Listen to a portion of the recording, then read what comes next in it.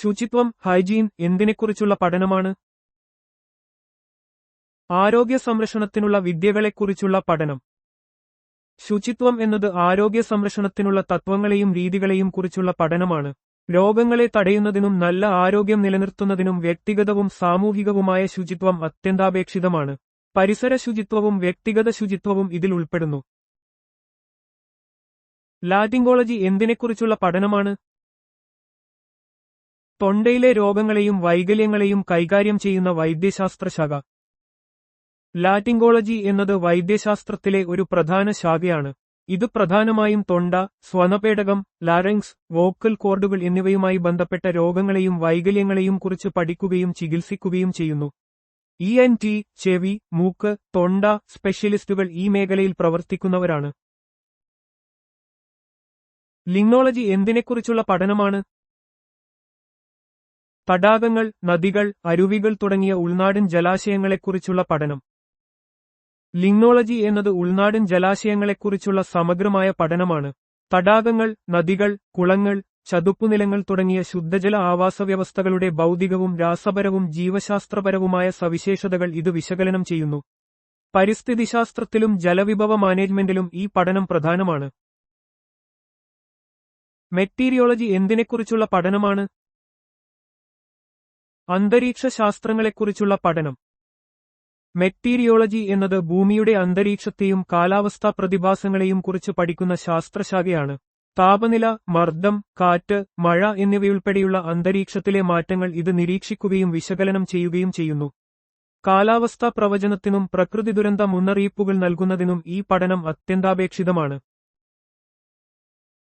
Morphology എന്തിനെക്കുറിച്ചുള്ള പഠനമാണ്? ജീവജാലങ്ങളുടെ രൂപങ്ങളെയും അവയുടെ ഘടനകൾ തമ്മിലുള്ള ബന്ധങ്ങളെയും കുറിച്ചുള്ള പഠനം.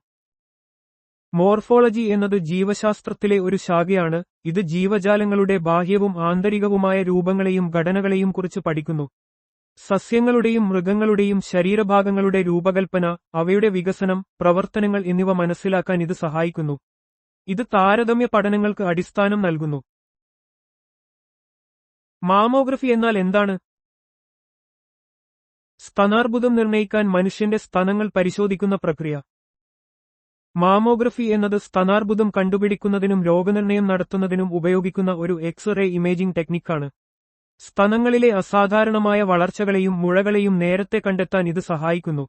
സ്തനാർബുദത്തിന്റെ ആദ്യകാല രോഗനിർണയത്തിന് ഇത് വളരെ പ്രധാനമാണ്. മെറ്റലർജി എന്തിനെക്കുറിച്ചുള്ള പഠനമാണ്?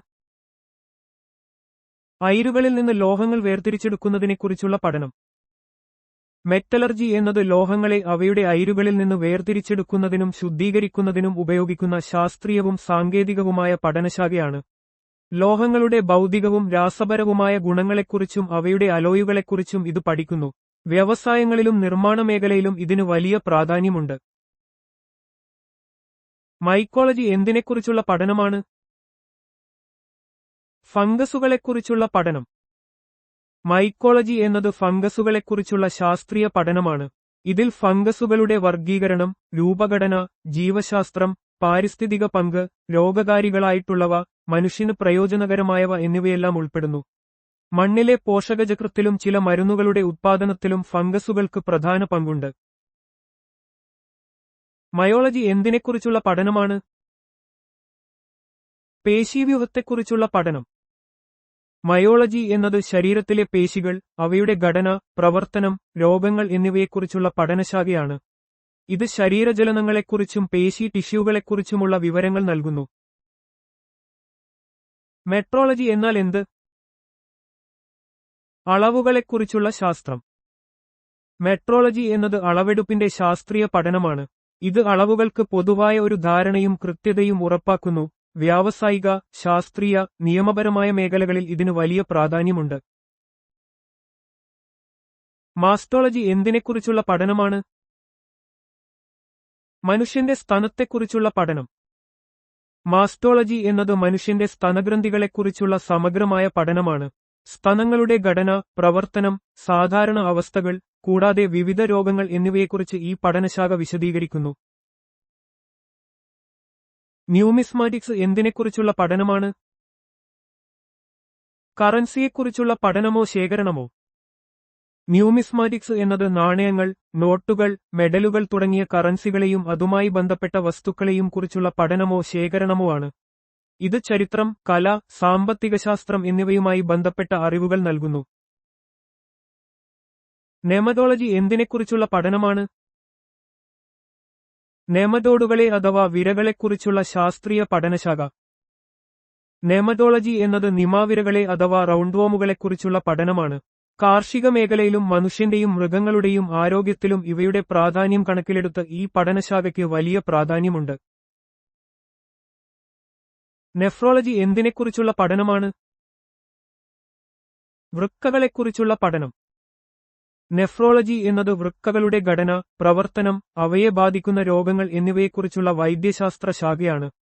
വൃക്കരോഗങ്ങൾ, ഡയാലിസിസ്, വൃക്ക മാറ്റിവെക്കൽ എന്നിവയെല്ലാം ഈ പഠനത്തിന്റെ ഭാഗമാണ്. നെഫോളജി എന്തിനെക്കുറിച്ചുള്ള പഠനമാണ്? മേഘങ്ങളെക്കുറിച്ചുള്ള പഠനം. നെഫോളജി എന്നത് മേഘങ്ങളുടെ രൂപീകരണം, വർഗീകരണം, കാലാവസ്ഥയിലെ അവയുടെ പങ്ക് എന്നിവയെക്കുറിച്ചുള്ള ശാസ്ത്രീയ പഠനശാഖയാണ്. കാലാവസ്ഥാ പ്രവചനങ്ങളിൽ ഇത് ഒരു പ്രധാന ഘടകമാണ്. ന്യൂറോളജി എന്തിനെക്കുറിച്ചുള്ള പഠനമാണ്? തലച്ചോറിലെയും നാഡീവ്യൂഹത്തിലെയും രോഗങ്ങളെക്കുറിച്ചുള്ള പഠനം. ന്യൂറോളജി എന്നത് തലച്ചോറ്, സുഷുമ്നാ നാഡി, നാഡികൾ എന്നിവ ഉൾപ്പെടുന്ന നാഡീവ്യൂഹത്തിന്റെ ഘടനയും രോഗങ്ങളും ചികിത്സയും കൈകാര്യം ചെയ്യുന്ന വൈദ്യശാസ്ത്ര ശാഖയാണ്.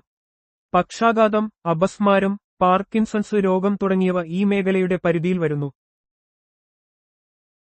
നിഡോളജി എന്തിനെക്കുറിച്ചുള്ള പഠനമാണ്? കൂടുകളെക്കുറിച്ചുള്ള പഠനം. നിഡോളജി എന്നത് പക്ഷികളുടെയും മറ്റ് ജീവികളുടെയും കൂടുകളെക്കുറിച്ചുള്ള പഠനമാണ്.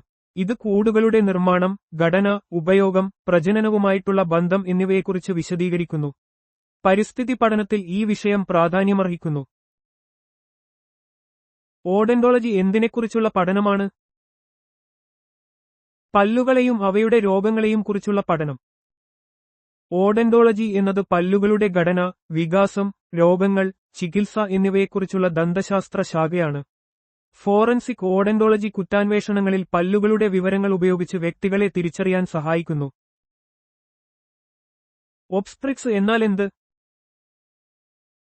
പ്രസവം, മിഡ്വൈഫറി എന്നിവയുമായി ബന്ധപ്പെട്ട വൈദ്യശാസ്ത്ര, ശസ്ത്രക്രിയാ ശാഖ. ഒബ്സ്ട്രിക്സ് എന്നത് ഗർഭധാരണം, പ്രസവം, പ്രസവാനന്തര പരിചരണം എന്നിവ കൈകാര്യം ചെയ്യുന്ന വൈദ്യശാസ്ത്ര ശാഖയാണ്. ഒരു സ്ത്രീയുടെ ആരോഗ്യവും കുഞ്ഞിന്റെ വികാസവും ഈ ഘട്ടങ്ങളിൽ ഉറപ്പാക്കുക എന്നതാണ് ഇതിന്റെ പ്രധാന ലക്ഷ്യം. ഗൈനക്കോളജിയുമായി ചേർന്ന് ഒബ്സ്ട്രിക്സ് ആൻഡ് ഗൈനക്കോളജി എന്നറിയപ്പെടുന്നു. ഒപ്റ്റിക്സ് എന്തിനെക്കുറിച്ചുള്ള പഠനമാണ്? പ്രകാശത്തെയും അതിന്റെ സ്വഭാവങ്ങളെയും സവിശേഷതകളെയും കുറിച്ചുള്ള പഠനം. ഭൗതികശാസ്ത്രത്തിലെ ഒരു ശാഖയാണ് ഒപ്റ്റിക്സ്. പ്രകാശത്തിന്റെ ഉത്ഭവം, പ്രകാശത്തിന്റെ സഞ്ചാരം, ദൃശ്യപ്രകാശവും മറ്റു വൈദ്യുതകാന്തിക തരംഗങ്ങളുമായുള്ള അതിന്റെ പ്രതിപ്രവർത്തനങ്ങൾ എന്നിവയെക്കുറിച്ച് ഇത് പഠിക്കുന്നു. ലെൻസുകൾ, കണ്ണാടികൾ, പ്രിസങ്ങൾ എന്നിവയുടെ പ്രവർത്തനങ്ങളെക്കുറിച്ച് പഠിക്കാൻ ഒപ്റ്റിക്സ് സഹായിക്കുന്നു. ഓഫ്താൽമോളജി എന്തിനെക്കുറിച്ചുള്ള പഠനമാണ്? കണ്ണുമായി ബന്ധപ്പെട്ട രോഗങ്ങളെക്കുറിച്ചുള്ള പഠനം. ഓഫ്താൽമോളജി എന്നത് കണ്ണുകളുടെ ഘടന, പ്രവർത്തനം, രോഗങ്ങൾ എന്നിവയെക്കുറിച്ചുള്ള വൈദ്യശാസ്ത്ര ശാഖയാണ്.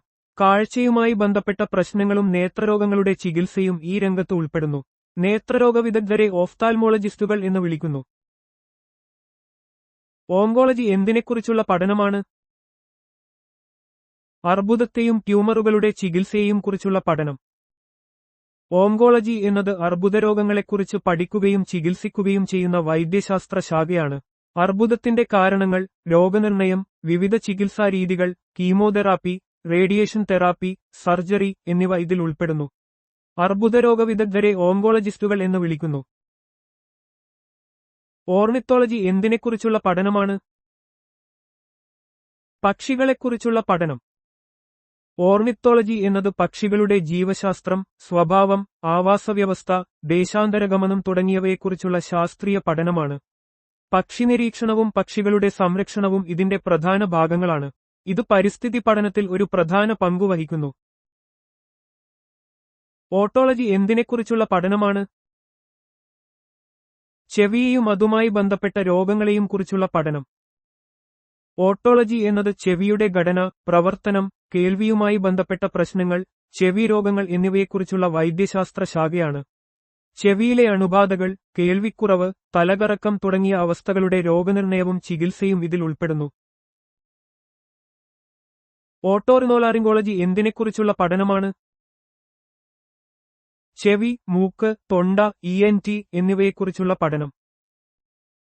ഓട്ടോറിനോലാറിംഗോളജി എന്നത് ചെവി, മൂക്ക്, തൊണ്ട, തല, കഴുത്ത് എന്നിവയുമായി ബന്ധപ്പെട്ട രോഗങ്ങളെക്കുറിച്ച് പഠിക്കുകയും ചികിത്സിക്കുകയും ചെയ്യുന്ന ഒരു പ്രത്യേക വൈദ്യശാസ്ത്ര ശാഖയാണ്. ഈ മേഖലയിലെ ഡോക്ടർമാരെ ENT സ്പെഷ്യലിസ്റ്റുകൾ എന്ന് വിളിക്കുന്നു. പൊതുവെ ENT എന്ന ചുരുക്കപ്പേരിലാണ് ഇത് അറിയപ്പെടുന്നത്. പാത്തോളജി എന്തിനെക്കുറിച്ചുള്ള പഠനമാണ്? രോഗങ്ങളുടെ കാരണങ്ങളെയും അവയുടെ ഫലങ്ങളെയും കുറിച്ചുള്ള പഠനം. പാത്തോളജി എന്നത് രോഗങ്ങളുടെ ഉത്ഭവം, വികാസം, അവ ശരീരത്തിൽ വരുത്തുന്ന മാറ്റങ്ങൾ എന്നിവയെക്കുറിച്ചുള്ള വൈദ്യശാസ്ത്ര ശാഖയാണ്. രോഗനിർണയത്തിനും ചികിത്സയ്ക്കും ഇത് നിർണായകമാണ്. രോഗനിർണയത്തിനായി ടിഷ്യൂ, ശരീരദ്രാവക സാമ്പിളുകൾ പരിശോധിക്കുന്നത് പാത്തോളജിസ്റ്റുകളാണ്. സൈക്യാട്രി എന്തിനെക്കുറിച്ചുള്ള പഠനമാണ്? മാനസിക രോഗങ്ങളെയും അവയുടെ ചികിത്സകളെയും കുറിച്ചുള്ള പഠനം. സൈക്യാട്രി എന്നത് മാനസികാരോഗ്യ പ്രശ്നങ്ങളെയും രോഗങ്ങളെയും തിരിച്ചറിയുകയും ചികിത്സിക്കുകയും ചെയ്യുന്ന വൈദ്യശാസ്ത്ര ശാഖയാണ്. ഇതിൽ രോഗനിർണയം, മരുന്ന് ചികിത്സ, തെറാപ്പി എന്നിവ ഉൾപ്പെടുന്നു. പീഡിയാട്രിക്സ് എന്തിനെക്കുറിച്ചുള്ള പഠനമാണ്? ശിശുക്കളെയും കുട്ടികളെയും അവരുമായി ബന്ധപ്പെട്ട രോഗങ്ങളെയും കുറിച്ചുള്ള പഠനം. നവജാത ശിശുക്കൾ മുതൽ കൗമാരപ്രായക്കാർ വരെയുള്ള കുട്ടികളുടെ ആരോഗ്യം, വളർച്ച, വികാസം, രോഗങ്ങൾ എന്നിവ കൈകാര്യം ചെയ്യുന്ന വൈദ്യശാസ്ത്ര ശാഖയാണ് പീഡിയാട്രിക്സ്. കുട്ടികളുടെ സമഗ്രമായ പരിചരണത്തിന് ഇത് പ്രാധാന്യം നൽകുന്നു. ന്യൂമാറ്റിക്സ് എന്തിനെക്കുറിച്ചുള്ള പഠനമാണ്? വാതകങ്ങളെക്കുറിച്ചുള്ള പഠനം. വാതകങ്ങളുടെ മർദ്ദം, ഒഴുക്ക്, ഊർജ്ജം എന്നിവയുമായി ബന്ധപ്പെട്ട തത്വങ്ങളെക്കുറിച്ചുള്ള പഠനമാണ് ന്യൂമാറ്റിക്സ്. വ്യാവസായിക യന്ത്രങ്ങളിലും ഓട്ടോമേഷൻ സിസ്റ്റങ്ങളിലും വാതകശക്തിയുടെ ഉപയോഗം ഇതിൽ പ്രധാനമാണ്. ഫാർമക്കോളജി എന്തിനെക്കുറിച്ചുള്ള പഠനമാണ്? മരുന്നുകളെയും അവയുടെ ഫലങ്ങളെയും കുറിച്ചുള്ള പഠനം. മരുന്നുകളുടെ ഉത്ഭവം, രാസഘടന, ശരീരത്തിലെ പ്രവർത്തനം, പാർശ്വഫലങ്ങൾ, ഉപയോഗം എന്നിവയെല്ലാം ഫാർമക്കോളജിയിൽ ഉൾപ്പെടുന്നു. പുതിയ മരുന്നുകൾ വികസിപ്പിക്കുന്നതിനും നിലവിലുള്ളവയുടെ ഉപയോഗം മെച്ചപ്പെടുത്തുന്നതിനും ഈ പഠനം സഹായിക്കുന്നു. ഫ്രീനോളജി എന്തിനെക്കുറിച്ചുള്ള പഠനമാണ്? തലയോട്ടിയെക്കുറിച്ചുള്ള പഠനം. ഫ്രീനോളജി എന്നത് തലയോട്ടിയുടെ ആകൃതിയും വലുപ്പവും അടിസ്ഥാനമാക്കി ഒരാളുടെ വ്യക്തിത്വ സവിശേഷതകളെയും മാനസിക കഴിവുകളെയും നിർണ്ണയിക്കാൻ ശ്രമിക്കുന്ന ഒരു പഠനരീതിയാണ്. ഇതൊരു ആധുനിക ശാസ്ത്രശാഖയായി കണക്കാക്കപ്പെടുന്നില്ലെങ്കിലും അതിന്റെ ചരിത്രപരമായ പ്രാധാന്യം ശ്രദ്ധേയമാണ്. പോമോളജി എന്തിനെക്കുറിച്ചുള്ള പഠനമാണ്? പഴങ്ങളെയും അവയുടെ ഉത്പാദനത്തെയും കുറിച്ചുള്ള പഠനം. പഴവർഗ്ഗങ്ങളുടെ കൃഷി, വിളവ്, സംരക്ഷണം, വിപണനം എന്നിവയെല്ലാം പോമോളജിയുടെ പരിധിയിൽ വരുന്നു. ഹോർട്ടിക്കൾച്ചറിന്റെ ഒരു പ്രധാന ശാഖയാണിത്. പെഡോളജി എന്തിനെക്കുറിച്ചുള്ള പഠനമാണ്? മണ്ണിനെക്കുറിച്ചുള്ള പഠനം. മണ്ണിന്റെ രൂപീകരണം, ഘടന, രാസഘടന, ഭൗതിക സവിശേഷതകൾ, വർഗീകരണം, ജൈവപരമായ വശങ്ങൾ എന്നിവയെല്ലാം പെഡോളജിയിൽ ഉൾപ്പെടുന്നു. കൃഷിക്കും പരിസ്ഥിതി പഠനങ്ങൾക്കും ഇത് വളരെ പ്രധാനമാണ്. ഫിലോളജി എന്തിനെക്കുറിച്ചുള്ള പഠനമാണ്? ഭാഷാശാസ്ത്രത്തെക്കുറിച്ചുള്ള പഠനം. ഭാഷകളുടെ ചരിത്രപരമായ വികാസം, അവയുടെ ഘടന, ബന്ധങ്ങൾ, സാഹിത്യപരമായ ഉപയോഗം എന്നിവയെല്ലാം ഫിലോളജിയിൽ വിശകലനം ചെയ്യുന്നു. ഒരു ഭാഷയുടെ സാംസ്കാരികവും സാമൂഹികവുമായ പശ്ചാത്തലം മനസ്സിലാക്കാൻ ഇത് സഹായിക്കുന്നു. പെട്രോളജി എന്തിനെക്കുറിച്ചുള്ള പഠനമാണ്? പാറകളെയും അവയുടെ ഉത്ഭവം, ഘടന, സ്വഭാവം എന്നിവയെയും കുറിച്ചുള്ള പഠനം. ഭൂമിയിലെ പാറകളുടെ ഉത്ഭവം, ഘടന, വിതരണം, അവ രൂപപ്പെട്ട സാഹചര്യങ്ങൾ എന്നിവയെക്കുറിച്ച് പെട്രോളജി പഠിക്കുന്നു. ഭൂഗർഭശാസ്ത്രത്തിലെ ഒരു പ്രധാന ശാഖയാണിത്. നിയമപരമായ അധികാരം കൂടാതെ ഒരാളെയും അവന്റെ സ്വത്തിൽ നിന്ന് തടയാൻ പാടില്ല എന്ന് പ്രസ്താവിക്കുന്ന അനുച്ഛേദം ഏതാണ്? അനുച്ഛേദം 300A. 44-ാം ഭരണഘടനാ ഭേദഗതി നിയമം 1978 പ്രകാരം സ്വത്തവകാശത്തെ മൗലികാവകാശങ്ങളിൽ നിന്ന് നീക്കം ചെയ്യുകയും അനുച്ഛേദം 300A ആയി ഒരു നിയമപരമായ അവകാശമായി മാറ്റുകയും ചെയ്തു. നിയമപരമായ അധികാരം കൂടാതെ ഒരാളെയും അവന്റെ സ്വത്തിൽ നിന്ന് തടയാൻ പാടില്ലെന്ന് ഇത് ഉറപ്പാക്കുന്നു. സ്വകാര്യ സ്വത്തിന് ഭരണഘടനാപരമായ സംരക്ഷണം നൽകുന്നു. അഖിലേന്ത്യാ സർവീസുകളെക്കുറിച്ച് പ്രതിപാദിക്കുന്ന അനുച്ഛേദം ഏതാണ്? അനുച്ഛേദം 312. അനുച്ഛേദം 312 കേന്ദ്രത്തിനും സംസ്ഥാനങ്ങൾക്കും പൊതുവായ ഒരു പുതിയ അഖിലേന്ത്യാ സർവീസ് രൂപീകരിക്കുന്നതിന് പാർലമെന്റിന് അധികാരം നൽകുന്നു. രാജ്യസഭയുടെ പ്രത്യേക പ്രമേയത്തിലൂടെ മാത്രമേ ഇത്തരം ഒരു സർവീസ് സൃഷ്ടിക്കാൻ കഴിയൂ. IAS, IPS, IFS എന്നിവയാണ് നിലവിലുള്ള പ്രധാന അഖിലേന്ത്യാ സർവീസുകൾ. യൂണിയനും ഓരോ സംസ്ഥാനത്തിനും ഒരു പബ്ലിക് സർവീസ് കമ്മീഷൻ ഉണ്ടാകണമെന്ന് വ്യവസ്ഥ ചെയ്യുന്ന ആർട്ടിക്കിൾ ഏതാണ്? ആർട്ടിക്കിൾ 315. ഇന്ത്യൻ ഭരണഘടനയുടെ 315 അനുച്ഛേദം കേന്ദ്രത്തിനും സംസ്ഥാനങ്ങൾക്കും അതത് പബ്ലിക് സർവീസ് കമ്മീഷനുകൾ രൂപീകരിക്കുന്നതിനുള്ള വ്യവസ്ഥകൾ ചെയ്യുന്നു. ഇത് സിവിൽ സർവീസുകളിലേക്കുള്ള നിയമനങ്ങൾക്ക് മേൽനോട്ടം വഹിക്കുന്ന സ്വതന്ത്ര സ്ഥാപനങ്ങളാണ്. ഇന്ത്യയിലെ ഏറ്റവും വലിയ ശുദ്ധജല തടാകം ഏതാണ്?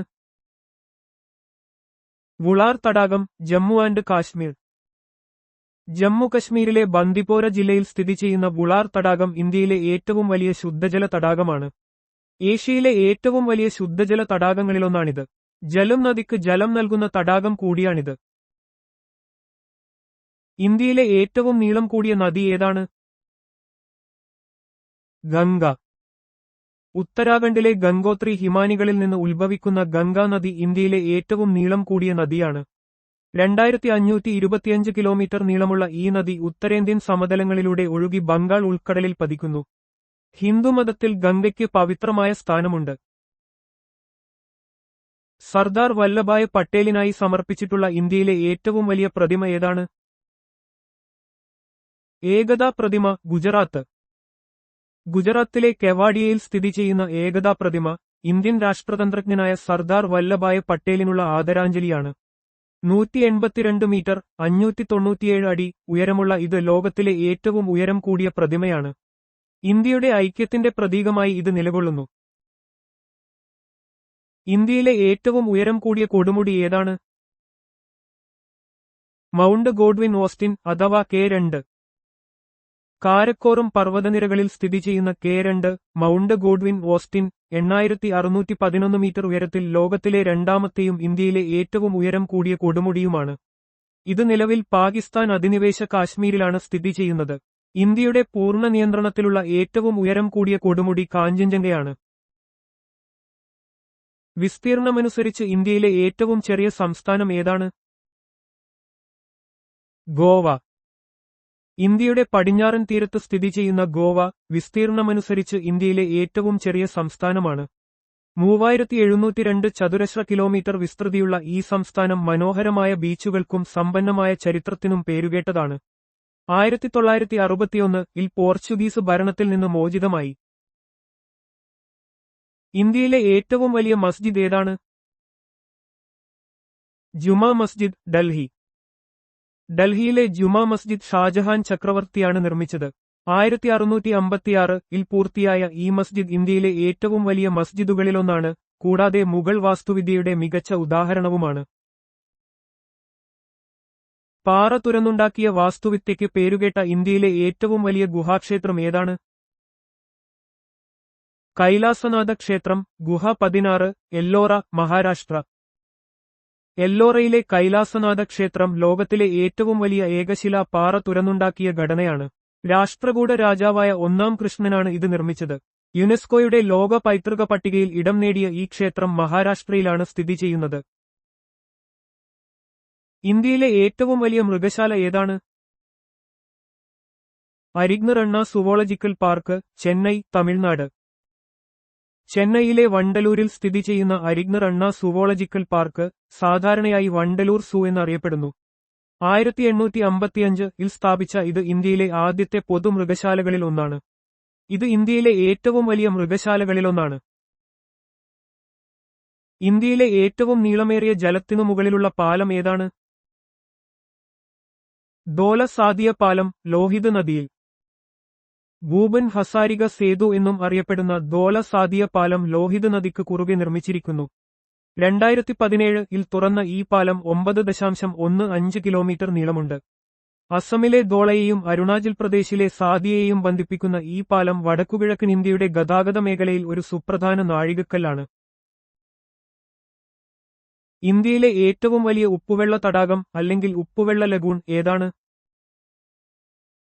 ചിൽക്ക തടാകം, ഒഡീഷ.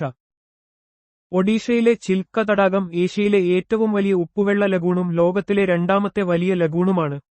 ഇത് ദേശാന്തര പക്ഷികളുടെ ഒരു പ്രധാന പ്രജനന കേന്ദ്രവും വിവിധയിനം സസ്യജന്തുജാലങ്ങളുടെ ആവാസ കേന്ദ്രവുമാണ്. 1981-ൽ റാംസർ സൈറ്റായി ഇത് പ്രഖ്യാപിക്കപ്പെട്ടു. ഇന്ത്യയിലെ ഏറ്റവും വലിയ മനുഷ്യനിർമ്മിത തടാകം ഏതാണ്?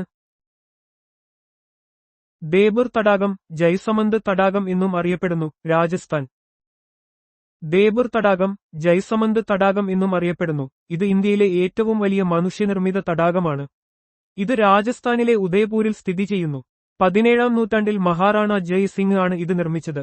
ഈ തടാകം സമീപ പ്രദേശങ്ങളിലെ ജലസേചന ആവശ്യങ്ങൾക്ക് ഉപയോഗിക്കുന്നു. ഇന്ത്യയിലെയും ഏഷ്യയിലെയും ഏറ്റവും വലിയ പ്ലാനറ്റേറിയം ഏതാണ്? ബിർള പ്ലാനറ്റേറിയം, കൊൽക്കത്ത, പശ്ചിമ ബംഗാൾ. കൊൽക്കത്തയിലെ ബിർള പ്ലാനറ്റേറിയം 1963-ൽ സ്ഥാപിക്കപ്പെട്ടതാണ്. ഏഷ്യയിലെ ഏറ്റവും വലിയ പ്ലാനറ്റേറിയങ്ങളിലൊന്നാണിത്. ആധുനിക സാങ്കേതികവിദ്യ ഉപയോഗിച്ച് നക്ഷത്രങ്ങളെയും ഗ്രഹങ്ങളെയും കുറിച്ചുള്ള വിവരങ്ങൾ ജനങ്ങളിലേക്ക് എത്തിക്കുന്നതിൽ ഇത് പ്രധാന പങ്ക് വഹിക്കുന്നു. ഫ്രിയോൺ സാധാരണയായി എന്തിനാണ് ഉപയോഗിക്കുന്നത്? ഫ്രിയോൺ എയർ കണ്ടീഷണറുകളിലും റെഫ്രിജറേറ്ററുകളിലും ഒരു ശീതീകാരിയായി, കൂലന്റ്, ഉപയോഗിക്കുന്നു. ഫ്രിയോൺ എന്നത് ക്ലോറോഫ്ലൂറോകാർബണുകൾ, CFCs, ഹൈഡ്രോക്ലോറോഫ്ലൂറോകാർബണുകൾ, HCFCs എന്നിവയുടെ ഒരു കൂട്ടം ബ്രാൻഡ് നാമമാണ്. ഇവ ഒരു കാലത്ത് ശീതീകരണത്തിനും എയറോസോൾ പ്രൊപ്പല്ലന്റുകളായും വ്യാപകമായി ഉപയോഗിച്ചിരുന്നു. എന്നിരുന്നാലും ഓസോൺ പാളിക്ക് വരുത്തുന്ന നാശം കാരണം ഇവയുടെ ഉപയോഗം ഇപ്പോൾ പരിമിതപ്പെടുത്തിയിട്ടുണ്ട്. നോൺ സ്റ്റിക്ക് പാത്രങ്ങളിൽ കോട്ടിംഗിനായി ഉപയോഗിക്കുന്ന പോളിമർ ഏതാണ്? പോളിടെട്രാഫ്ലൂറോയെഥിലീൻ, PTFE, ടെഫ്ലോൺ എന്ന ബ്രാൻഡ് നാമത്തിൽ അറിയപ്പെടുന്നു. ഇത് നോൺ സ്റ്റിക്ക് പാത്രങ്ങളുടെ മുകളിലെ പാളി നിർമ്മിക്കാൻ ഉപയോഗിക്കുന്നു. PTFE, ടെഫ്ലോൺ എന്നത് കാർബണും ഫ്ലൂറിനും അടങ്ങിയ ഒരു സിന്തറ്റിക് ഫ്ലൂറോപോളിമറാണ്. ഇതിന് ഉയർന്ന താപപ്രതിരോധവും വളരെ കുറഞ്ഞ ഘർഷണ സ്വഭാവവുമുണ്ട്. ഈ ഗുണങ്ങൾ കാരണം ഇത് നോൺ സ്റ്റിക്ക് പാചക പാത്രങ്ങൾ, വ്യാവസായിക കോട്ടിംഗുകൾ, ഇലക്ട്രിക്കൽ ഇൻസുലേഷൻ എന്നിവയിൽ വ്യാപകമായി ഉപയോഗിക്കുന്നു. ആണവ റിയാക്ടറുകളിൽ ശീതീകാരിയായി ഉപയോഗിക്കുന്ന ലോഹം ഏതാണ്? ഉരുകിയ സോഡിയം ആണവ റിയാക്ടറുകളിൽ ഒരു ശീതീകാരിയായി, കൂലന്റ്, ഉപയോഗിക്കുന്നു. ആണവ റിയാക്ടറുകളിൽ ഉൽപ്പാദിപ്പിക്കുന്ന ഉയർന്ന താപം പുറത്തേക്ക് കൊണ്ടുപോകുന്നതിന് ഉരുകിയ സോഡിയം, ലിക്വിഡ് സോഡിയം, ഉപയോഗിക്കുന്നു. ഇതിന് ഉയർന്ന താപചാലകയും കുറഞ്ഞ ന്യൂട്രോൺ ആഗിരണ ശേഷിയുമുണ്ട്. സോഡിയം കൂൾഡ് ഫാസ്റ്റ് റിയാക്ടറുകളിൽ ഇത് സാധാരണയായി ഉപയോഗിക്കപ്പെടുന്നു. ഏത് തരം വിളക്കുകളാണ് സോഡിയം നീരാവി ഉപയോഗിക്കുന്നത്? സോഡിയം വിളക്കുകൾ പ്രകാശം ഉൽപ്പാദിപ്പിക്കാൻ സോഡിയം നീരാവി ഉപയോഗിക്കുന്നു. സോഡിയം നീരാവി വിളക്കുകൾ, സോഡിയം വേപ്പർ ലാംപ്സ്, തെരുവുവിളക്കുകളിലും മറ്റു വലിയ തുറന്ന സ്ഥലങ്ങളിലും വ്യാപകമായി ഉപയോഗിക്കുന്ന ഒരുതരം വാതക ഡിസ്ചാർജ് വിളക്കാണ്. ഉയർന്ന ഊർജ്ജക്ഷമതയും ദീർഘായുസ്സും മഞ്ഞനിറത്തിലുള്ള പ്രകാശവും ഇവയുടെ സവിശേഷതകളാണ്. കുറഞ്ഞ മഞ്ഞുവീഴ്ചയുള്ള കാലാവസ്ഥകളിൽ ഇവ മികച്ച കാഴ്ച നൽകുന്നു. സാധാരണയായി കഴിക്കുന്ന ഉപ്പിന്റെ രാസനാമം എന്താണ്? സാധാരണയായി കഴിക്കുന്ന ഉപ്പിന്റെ രാസനാമം സോഡിയം ക്ലോറൈഡ്, NaCl, ആണ്. സോഡിയം ക്ലോറൈഡ്, NaCl, എന്നത് സോഡിയം, ക്ലോറിൻ എന്നീ മൂലകങ്ങൾ ചേർന്ന ഒരു അകാർബണിക സംയുക്തമാണ്. മനുഷ്യന്റെ ഭക്ഷണത്തിൽ ഇത് ഒരു പ്രധാന ചേരുവയാണ്, കൂടാതെ ലോകമെമ്പാടുമുള്ള പാചകത്തിലും ഭക്ഷ്യസംരക്ഷണത്തിലും വ്യാപകമായി ഉപയോഗിക്കുന്നു. വ്യാവസായികമായി ഇത് ക്ലോറിൻ, സോഡിയം ഹൈഡ്രോക്സൈഡ് എന്നിവയുൾപ്പെടെയുള്ള രാസവസ്തുക്കളുടെ ഒരു പ്രധാന ഉറവിടമാണ്. നിട്രേറ്റ് അഥവാ വെടിമരുന്ന് എന്നറിയപ്പെടുന്ന രാസസംയുക്തം ഏതാണ്?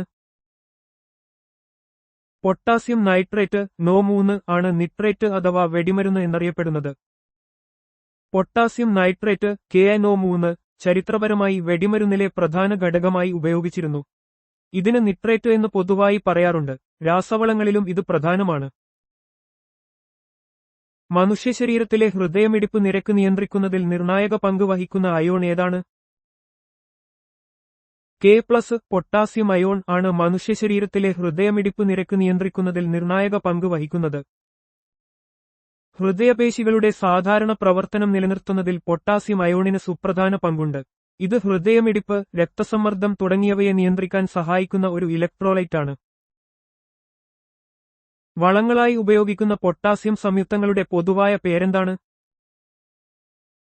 വളങ്ങളായി ഉപയോഗിക്കുന്ന പൊട്ടാസ്യം സംയുക്തങ്ങളെ സാധാരണയായി പൊട്ടാഷ് എന്ന് പറയുന്നു. സസ്യവളർച്ചയ്ക്ക് അത്യാവശ്യമായ ഒരു പോഷകമാണ് പൊട്ടാസ്യം. മണ്ണ് പരിപോഷിപ്പിക്കുന്നതിനായി കാർഷിക മേഖലയിൽ പൊട്ടാഷ് വളങ്ങൾ വ്യാപകമായി ഉപയോഗിക്കുന്നു. എല്ലുകളുടെയും പല്ലുകളുടെയും പ്രധാന ഘടകങ്ങളായ രണ്ട് മൂലകങ്ങൾ ഏതാണ്? കാൽസ്യം, ഫോസ്ഫറസ് എന്നിവയാണ് എല്ലുകളുടെയും പല്ലുകളുടെയും പ്രധാന ഘടകങ്ങൾ. കാൽസ്യം ഫോസ്ഫേറ്റ് രൂപത്തിലാണ് എല്ലുകളും പല്ലുകളും പ്രധാനമായും നിർമ്മിക്കപ്പെട്ടിരിക്കുന്നത്. ശരീരത്തിന് ആവശ്യമായ കാൽസ്യവും ഫോസ്ഫറസും ലഭിക്കുന്നത് ശക്തമായ എല്ലുകൾക്കും പല്ലുകൾക്കും അത്യന്താപേക്ഷിതമാണ്. ടൂത്ത് പേസ്റ്റുകളിലും ടൂത്ത് പൗഡറുകളിലും സാധാരണയായി ഉപയോഗിക്കുന്ന സംയുക്തം ഏതാണ്? കാൽസ്യം കാർബണേറ്റ് CaCO3 ആണ് ടൂത്ത് പേസ്റ്റുകളിലും ടൂത്ത് പൗഡറുകളിലും സാധാരണയായി ഉപയോഗിക്കുന്നത്. കാൽസ്യം കാർബണേറ്റ് ഒരു മൃദുലമായ ഉരസൽ സ്വഭാവമുള്ള പദാർത്ഥമാണ്. ഇത് പല്ലുകളിലെ പാടുകൾ നീക്കം ചെയ്യാനും വൃത്തിയാക്കാനും സഹായിക്കുന്നു. പ്ലാസ്റ്റർ ഓഫ് പാരീസിന്റെ രാസനാമവും അതിന്റെ പ്രധാന ഉപയോഗങ്ങളും എന്തെല്ലാമാണ്?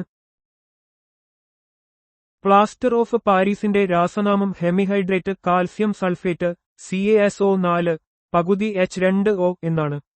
ഒടിഞ്ഞ എല്ലുകൾക്ക് പ്ലാസ്റ്റർ ഇടുന്നതിനും പ്രതിമകളും കളിപ്പാട്ടങ്ങളും നിർമ്മിക്കുന്നതിനും ഇത് പ്രധാനമായും ഉപയോഗിക്കുന്നു. ജിപ്സം ചൂടാക്കുമ്പോൾ ലഭിക്കുന്ന ഒരു വെളുത്ത പൊടിയാണ് പ്ലാസ്റ്റർ ഓഫ് പാരീസ്.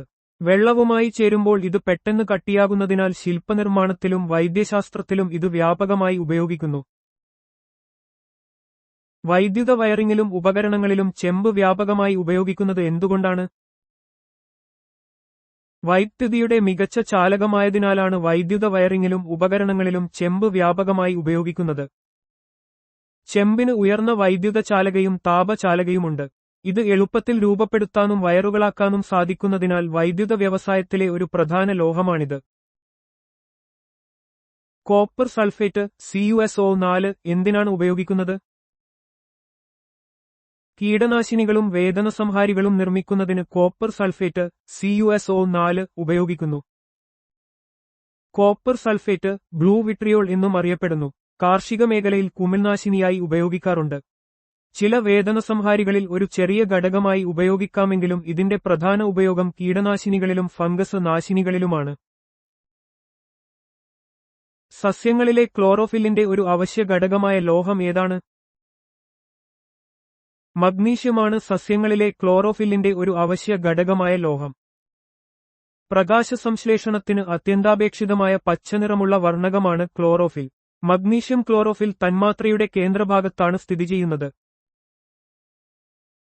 വയറ്റിലെ അസിഡിറ്റി കുറയ്ക്കാൻ സാധാരണയായി ഉപയോഗിക്കുന്ന മഗ്നീഷ്യം സംയുക്തം ഏതാണ്?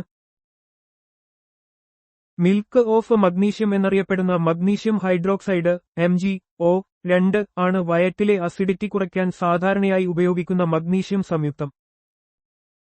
മഗ്നീഷ്യം ഹൈഡ്രോക്സൈഡ് ഒരു ആന്റാസിഡായി പ്രവർത്തിച്ച് വയറ്റിലെ അമിതമായ ഹൈഡ്രോക്ലോറിക് ആസിഡിനെ നിർവീര്യമാക്കുന്നു. ഇത് മലബന്ധം ഒഴിവാക്കാനും ചിലപ്പോൾ ഉപയോഗിക്കാറുണ്ട്. ഇരുമ്പ് ഷീറ്റുകൾ സിങ്ക് പൂശുന്ന പ്രക്രിയയ്ക്ക് എന്താണ് പേര്? ഇരുമ്പ് ഷീറ്റുകൾ സിങ്ക് പൂശുന്ന പ്രക്രിയയെ ഗാൽവനൈസേഷൻ എന്ന് പറയുന്നു. ഗാൽവനൈസേഷൻ എന്നത് ലോഹങ്ങളെ തുരുമ്പെടുക്കുന്നതിൽ നിന്ന് സംരക്ഷിക്കാൻ അവയുടെ ഉപരിതലത്തിൽ സിങ്കിന്റെ ഒരു നേർത്ത പാളി പൂശുന്ന പ്രക്രിയയാണ്. ഇത് ഇരുമ്പിനും സ്റ്റീലിനും നാശനഷ്ടങ്ങൾക്കെതിരെ ഒരു സംരക്ഷണം നൽകി അവയുടെ ആയുസ്സ് വർദ്ധിപ്പിക്കുന്നു. കാരറ്റ് സമ്പ്രദായം എന്തിന്റെ അളവ് സൂചിപ്പിക്കാനാണ് ഉപയോഗിക്കുന്നത്? കാരറ്റ് സമ്പ്രദായം സ്വർണത്തിന്റെ ശുദ്ധത അളക്കാൻ ഉപയോഗിക്കുന്നു. 24 കാരറ്റ് 100% ശുദ്ധമായ സ്വർണത്തെ സൂചിപ്പിക്കുന്നു. സ്വർണത്തിന്റെ ശുദ്ധത അളക്കുന്നതിനുള്ള ഒരു മാനദണ്ഡമാണ് കാരറ്റ്. 24 കാരറ്റ് സ്വർണം ഏറ്റവും ശുദ്ധമായ രൂപമാണ്. ആഭരണങ്ങളിൽ സ്വർണത്തിന്റെ കാഠിന്യം കൂട്ടുന്നതിനായി മറ്റ് ലോഹങ്ങൾ ചേർക്കാറുണ്ട്. ഉദാഹരണത്തിന് 22 കാരറ്റ് സ്വർണത്തിൽ 22 ഭാഗം സ്വർണവും 2 ഭാഗം മറ്റ് ലോഹങ്ങളും അടങ്ങിയിരിക്കും. താപത്തിന്റെയും വൈദ്യുതിയുടെയും മികച്ച ചാലകമായി അറിയപ്പെടുന്ന ലോഹം ഏതാണ്? വെള്ളിയാണ് താപത്തിന്റെയും വൈദ്യുതിയുടെയും മികച്ച ചാലകമായി അറിയപ്പെടുന്ന ലോഹം. വെള്ളിക്ക് മറ്റ് ലോഹങ്ങളെ അപേക്ഷിച്ച് ഉയർന്ന വൈദ്യുത ചാലകയും താപചാലകയുമുണ്ട്. ഇതിന് ഒരു ഫ്രീ ഇലക്ട്രോൺ ഘടനയുള്ളതിനാൽ ഇലക്ട്രോണുകൾക്ക് ഊർജ്ജം എളുപ്പത്തിൽ കൈമാറാൻ കഴിയുന്നു. പല്ല് നിറക്കാൻ പരമ്പരാഗതമായി ഉപയോഗിച്ചിരുന്ന വെള്ളി ലോഹസങ്കരം ഏതാണ്? സിൽവർ അമാൽഗമാണ് പല്ല് നിറക്കാൻ പരമ്പരാഗതമായി ഉപയോഗിച്ചിരുന്ന വെള്ളി ലോഹസങ്കരം. ഡെന്റൽ അമാൽഗം എന്നത് ദന്തചികിത്സയിൽ പല്ല് നിറക്കാൻ ഉപയോഗിക്കുന്ന ഒരു ലോഹസങ്കരമാണ്. ഇതിൽ വെള്ളി, മെർക്കുറി, ടിൻ, ചെമ്പ് തുടങ്ങിയ ലോഹങ്ങൾ അടങ്ങിയിരിക്കുന്നു. ഇതിന്റെ ഈട്, വിലക്കുറവ്, ഉപയോഗിക്കാനുള്ള എളുപ്പം എന്നിവ കാരണം ഇത് കാലങ്ങളായി ഉപയോഗിച്ചു വരുന്നു. കണ്ണാടികൾ നിർമ്മിക്കാൻ ഉപയോഗിക്കുന്ന വെള്ളി സംയുക്തം ഏതാണ്? സിൽവർ നൈട്രേറ്റ് ആണ് കണ്ണാടികൾ നിർമ്മിക്കാൻ ഉപയോഗിക്കുന്ന വെള്ളി സംയുക്തം. സിൽവർ നൈട്രേറ്റ് ഒരു പ്രധാന വെള്ളി സംയുക്തമാണ്. രാസപ്രവർത്തനങ്ങളിലൂടെ ലോഹവെള്ളിയായി രൂപാന്തരപ്പെടുത്തി കണ്ണാടികളിൽ പ്രതിഫലന പ്രതലം സൃഷ്ടിക്കാൻ ഇത് ഉപയോഗിക്കുന്നു. ഇതിനെ ലൂണാർ കോസ്റ്റിക് എന്നും അറിയപ്പെടുന്നു. പ്രകാശസംവേദനക്ഷമത കാരണം ഫോട്ടോഗ്രഫിയിൽ ഉപയോഗിക്കുന്ന വെള്ളി സംയുക്തങ്ങൾ ഏതെല്ലാമാണ്?